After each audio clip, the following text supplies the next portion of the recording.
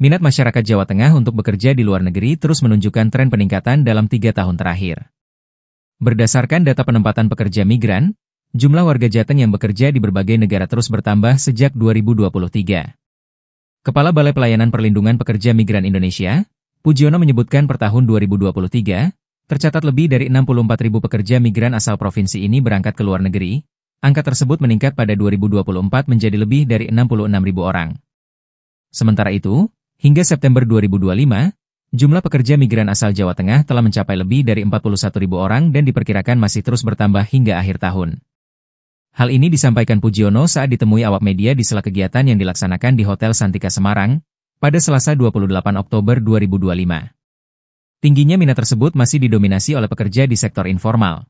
Sekitar 70% dari total pekerja migran asal Jawa Tengah bekerja pada sektor non-formal, sementara sektor formal baru mencapai sekitar 30%. Pemerintah tengah mendorong peningkatan penempatan pada sektor formal di tahun-tahun mendatang.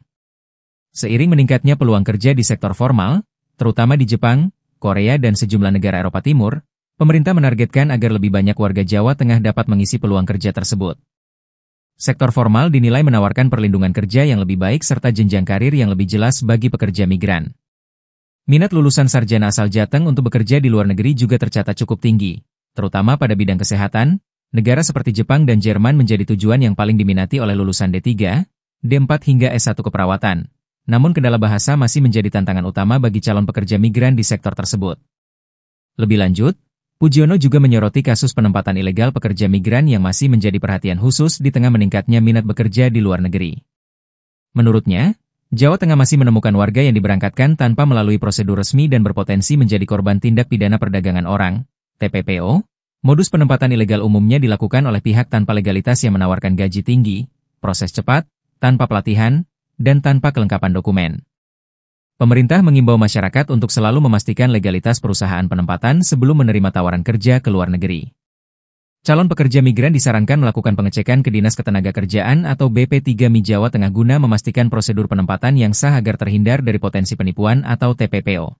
Kalau kita lihat trennya per tahunnya, tahun 2023 sampai 2025, itu kalau di tahun 2023 itu ada 64.562 sekian.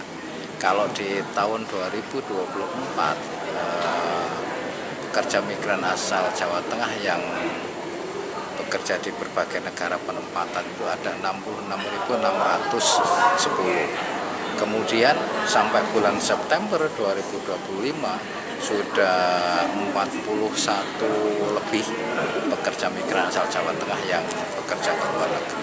Berarti itu peningkatan ya Pak? Jadi setiap tahun itu ada peningkatan.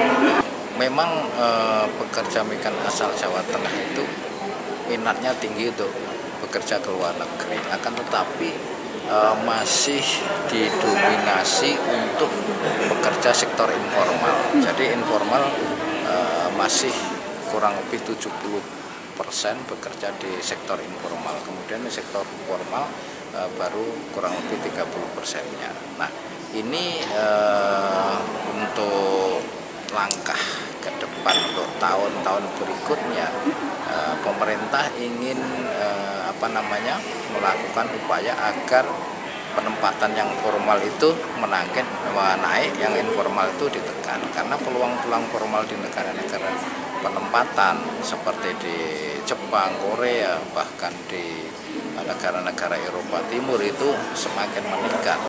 Hafifah Nur Hasanah melaporkan dari Kota Semarang, Jawa Tengah.